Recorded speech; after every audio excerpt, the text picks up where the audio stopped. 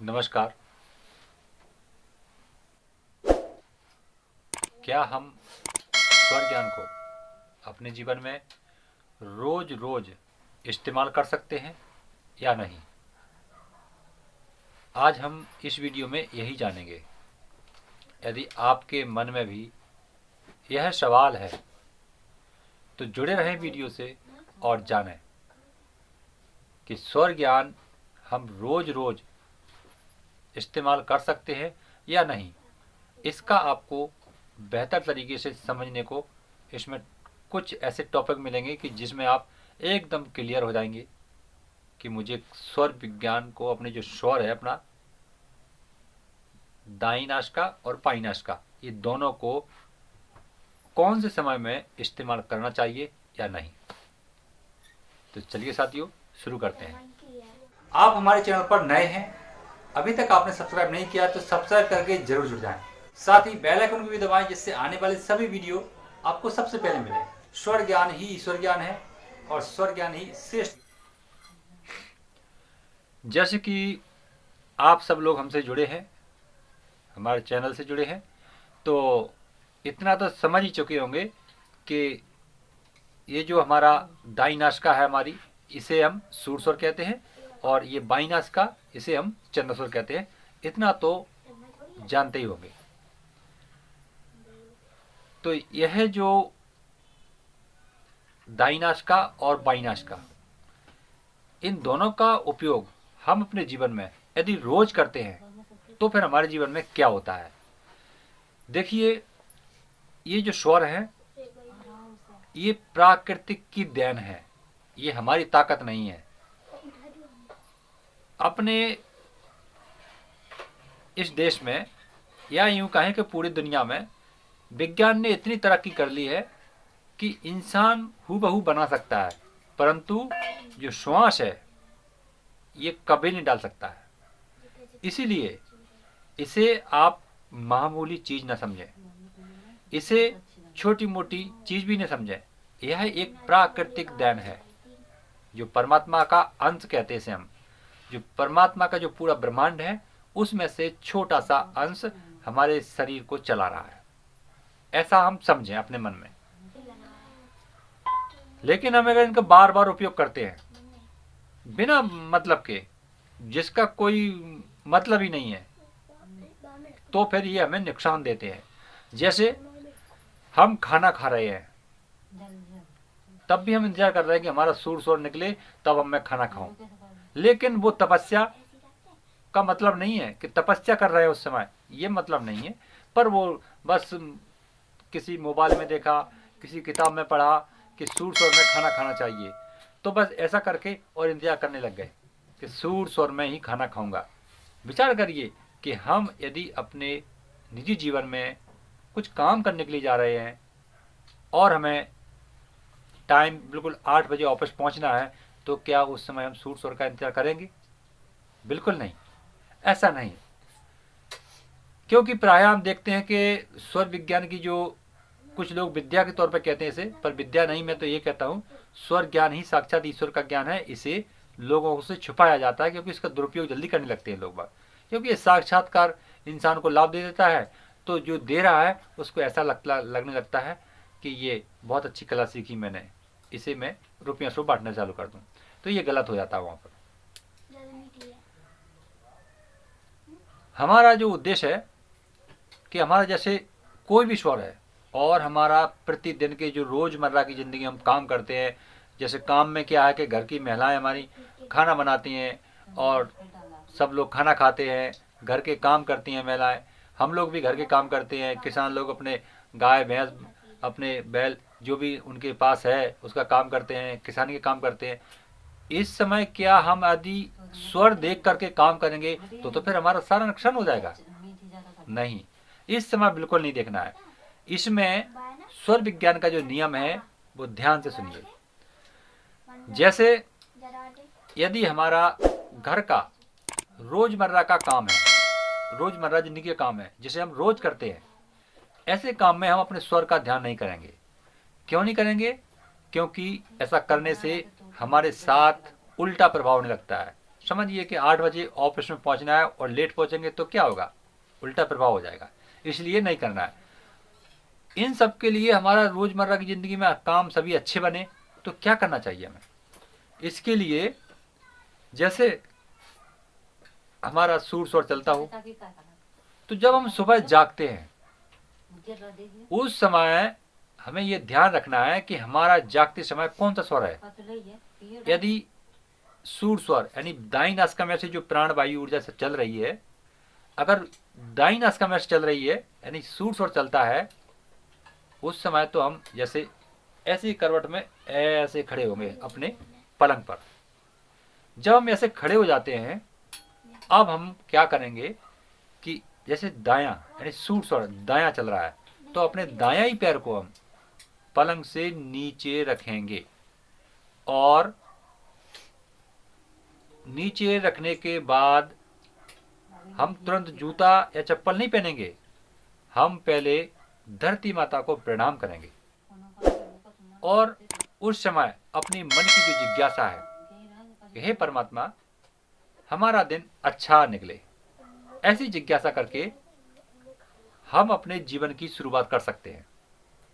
यदि हम ऐसा करते हैं रोजमर्रा जिंदगी वाले कामों में, तो फिर ये हमारा जो स्वर है ये बिल्कुल पूरा पूरा लाभ देता है। अब ये एक बार में डिटेक्ट कर लेगा इस जीवन की शरीर को कि इस व्यक्ति ने मेरे हिसाब से आज जागा है, ये व्यक्ति मेरे हिसाब से जागा है, तो आज इसकी जीवन में कोई बाधा नहीं आने दूंगा मैं। हर बाधा से वो निकाल लाएगा। कोई व्यक्ति दुश्मन घात लगा के बैठा होगा तो वो वहां से निकाल लाएगा, आपको बचा लेगा, क्योंकि आपने सुबह अपने सूर स्वर के पहले कदम रख करके जीवन की शुरुआत की है। ऐसा आप करते हैं तो फिर आपका जीवन सफल है, पूरा सिद्ध है। आपके जीवन में स्वर ज्ञान फलीभूत है। अब पेशाब लग रही है तो फिर क्या हम सूर स्वर में ही जाएंगे? नहीं। हमको लघु संकट आना है तो क्या फिर हम सूर स्वर का इंतजार करेंगे? बिल्कुल नहीं। यह क्रिया गलत है। यह हमारे रोजमर्रा के काम है, ये हमारे निष्दिन काम उपयोग होने वाली क्रियाएं हैं जिसे हम प्रतिदिन कर रहे हैं। इस क्रिया में बिल्कुल हमें स्वरों का इंतजार नहीं करना चाहिए। इसमें सिर्फ जो सुबह की क्रिया है उसी को करना चाहिए, बस, बाकी कुछ नहीं। जो सज्जन पुरुष सुबह सुबह अपने दाई नासिका से चलने वाले स्वर की तरफ से जागता है और पैर रखता है, उसका दिन बिल्कुल अच्छा जाएगा।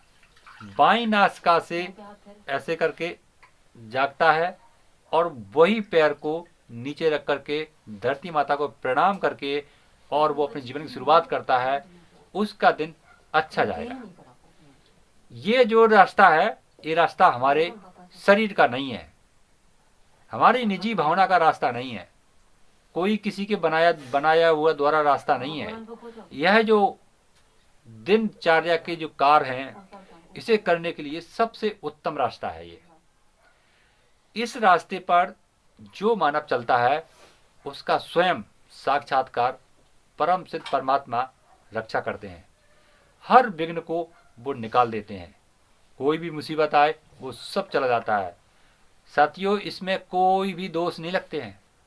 जो मानव अपनी इस क्रिया से अपने दिन की शुरुआत करता है, तो साथियों रोज रोज स्वर का उपयोग करना, यानी मतलब आप खाना खाएंगे तो स्वर का इंतजार करेंगे, लघु संकर जाएंगे तब भी स्वर का इंतजार करेंगे, आप इसके लिए जाएंगे तब भी इंतजार करेंगे। तो यहाँ पर हमारा स्वर यानी हमारे परमात्मा नाराज हो जाते हैं और हमारे शरीर के साथ उल्टा करने लगते हैं। इसलिए मेरा कर्तव्य है कि आप सब तक एकदम स्पष्ट रूप से सही और शुद्ध ज्ञान पहुंचाने का जो विचार है वो मैं सदैव प्रयास करता रहता हूं। क्योंकि यह प्रश्न हमसे आज ही किसी सज्जन ने फोन पर पूछा है कि मैं क्या करूं साहब, मैं प्रतिदिन दुकान जाता हूं, तो क्या मैं कौन से स्वर में दुकान जाऊं और कौन से स्वर में वापस आऊं?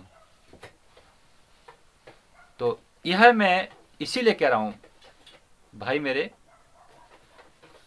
कि आप कोई भी स्वर में जाइए और कोई भी स्वर में आइए, यह आपकी रोज की जिंदगी है, क्योंकि वो रोजी रोटी है, प्रतिदिन जाना है, प्रतिदिन आना है।